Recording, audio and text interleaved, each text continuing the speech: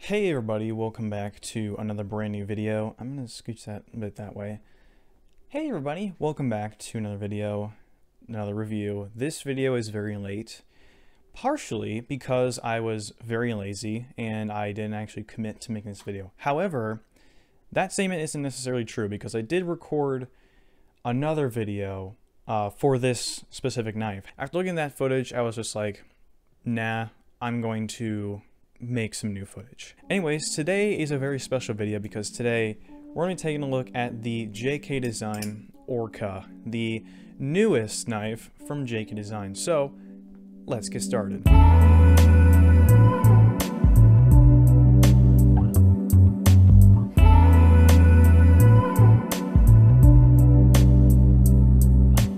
Anyways, before we get started with the actual knife, I want to talk about the thing that the knife came in, which is the packaging. Now, I normally don't talk about the box, the packaging, of any knife really that I review, because most of the time it's just not really that special. It's just a cardboard box with maybe some foam or, like in a Tropos case, basically just a bunch of brown confetti. When you sort of move up in the price range near the $900, $1,000 range, you're gonna get some good packaging. JK Design is a very good example of that because look at this, bro. I've never gone that high the vocal register because I haven't been like actually impressed by packaging. This is the packaging it comes in. You can see it has the ORCA on the front.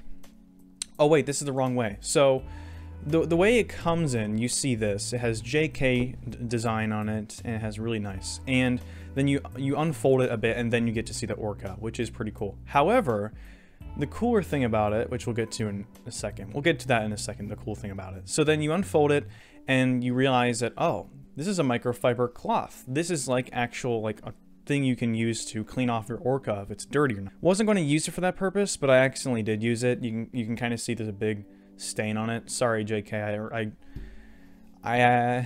There was a bit of oil on it, and I cleaned it. I didn't mean to clean it because it was just so nice. This is actually some packaging I was pretty impressed with. So other than that, it does come with a card, basically just a thank you card. Says made in USA. It has all of JK's social medias, which if you can't see that, you can just pause the video and look at it and see all the social medias. But I'll list them off. Instagram, JK_design, Facebook, JK Gear Group, and www.jkdesign.us. So if you want to go visit his website, if you want to, you can. Now, the coolest thing about this packaging isn't the fact that it's really cool looking and kind of high quality, but the cool thing about it is that the microfiber actually matches the certain color you have on your ORCA. The certain color I have in my ORCA is red, as you can see there. There's a little red dot. And I wasn't too sure of this at first because I thought, well, maybe it's just a coincidence. Both these are red. But after seeing a bunch of people unbox their ORCAs, this isn't a coincidence. The dots are put together with the same color of cloth that you get, which is actually pretty cool in my personal opinion. I do like that, and I'm pretty sure the colors in the ORCAs do go along with that as well. That is very cool. I don't normally like to talk about the packaging again because most of it isn't really that unique.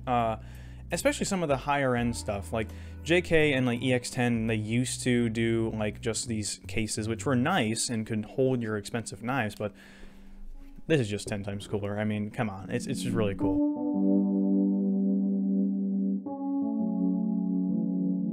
So now that we've talked about the packaging, which by the way is made in the USA, if you couldn't see it right there, let's talk about the actual knife. Now, disclaimer before I go on to talk about the knife, I'm going to be comparing this a lot to the Monarch, mostly because this is a knife after the Monarch, and believe it or not, this knife does share some similarities to the Monarch as well. So just a bit of a disclaimer. So first and foremost, let's talk about the blade. Now, JK is not shy at all to S35VN, which means that this blade is indeed, again, an S35VN. And honestly, why not? It's a very high quality blade steel. It doesn't like rust at all. It holds a very sharp edge, which by the way, this edge is pretty sharp. It just, you can do so much with it. And JK really did definitely do a good job with the attention to detail on it with this milled bevel edge.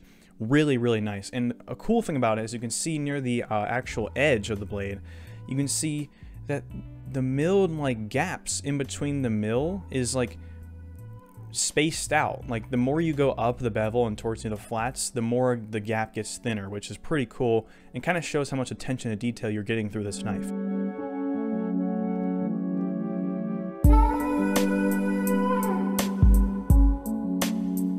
Now, just like the Monarch, this is on a crown spine or a chamfered spine, whatever you want to call it. Again, I do prefer these. If you didn't see my Monarch video, again, I'm going to explain this. I kind of got my love for chamfering spines from the tie bass, and this just kind of carries over my love for those, so good job on the spine. I mean, just like the Monarch, the chamfering carries all the way up until this finger choil right here, which is much more accentuated than the Monarch. So you can definitely get your whole finger in there if you really wanted to, right up and next and comfortable with the edge. And you can do some precision work with this if you really wanted to, because this is a swinging, pivoting knife, which is, yeah, it's kind of sketchy. So the biggest difference between the Monarch and the ORCA is the pins, which there aren't any. Believe it or not, this ORCA does not use any pins, very similar to the previous knife, the Monarch.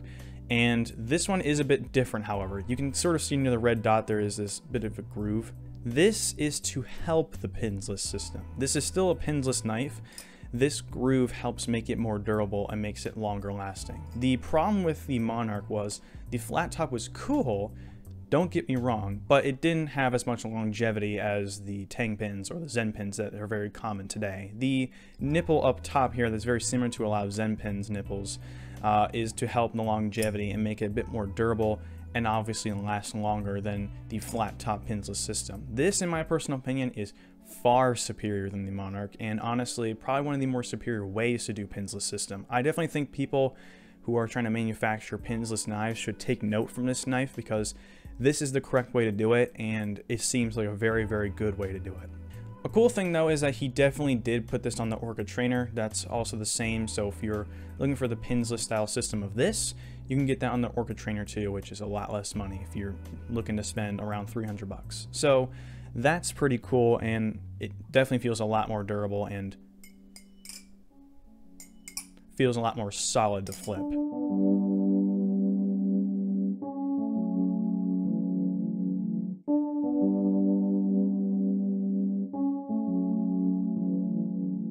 Now moving on, again, a big difference between the Monarch and this knife is that all of the ORCAs are on bushings.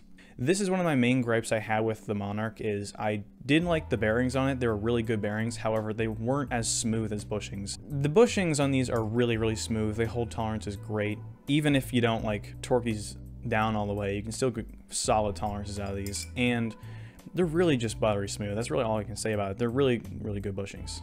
Now, one of the signature things about this ORCA is the handles. Well, all ORCAs really. All ORCAs have two types of handles. I believe there are 10 or 20 non-speed channel ORCAs. However, every single other one of those are speed channel. The difference between those is that this gap right here is not there on the non-speed channel ones. This is essentially what makes it speed channel, is this gap in the side here. There are multiple holes and gaps on the side here. The big gap right here, and then there's 3 holes up in the top there, which make it nice to grip if you're trying to do things like fans and stuff, which this knife is very good for.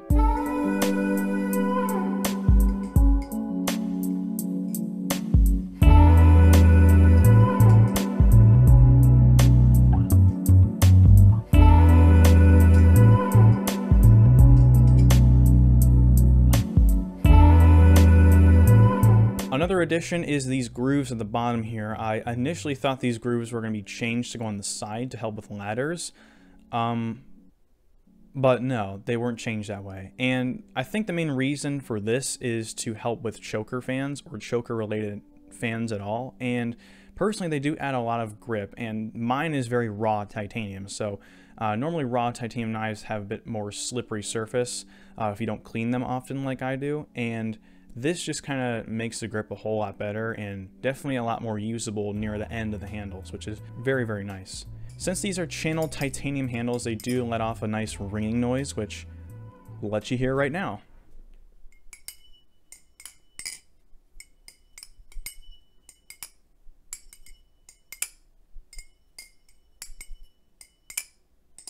It sounds phenomenal. And of course, it's latchless. There's no latches that come with this knife, which is the superior way to do knives.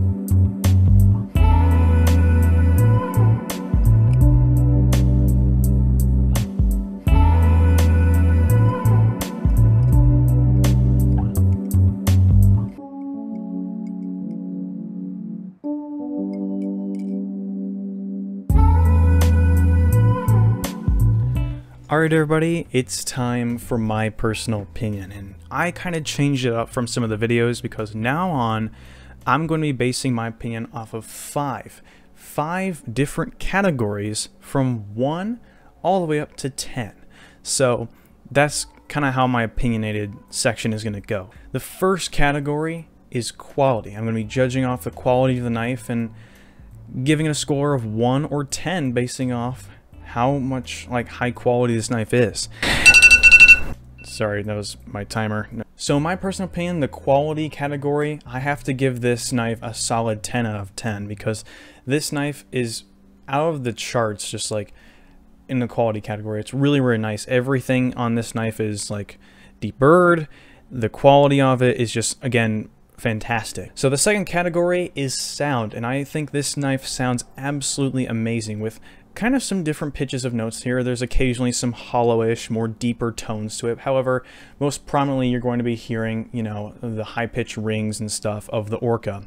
So for me, I think it's going to get a 9 out of 10 for me because I kind of like hollow sounds a bit more. This may come to a shock to some people, but I personally like the hollow sounds and the lower notes a bit more than the high-pitched ringing.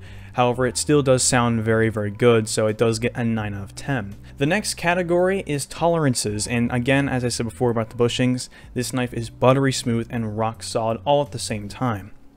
So for me, it gets a solid 10 out of 10, because the tolerances are just really, really fantastic and super smooth for flipping of all sorts of techniques and things like that. The next category is of course performance. This knife flips absolutely amazing. I'm really, really glad to own this knife because it's such a fantastic flipper. One of my favorite knives, and it's definitely up there in probably one of the better flippers that I've ever owned. And for me, it gets again a solid 10 out of 10 because it's just really, really good at flipping. It does what it does so darn well. And the last and final category is value.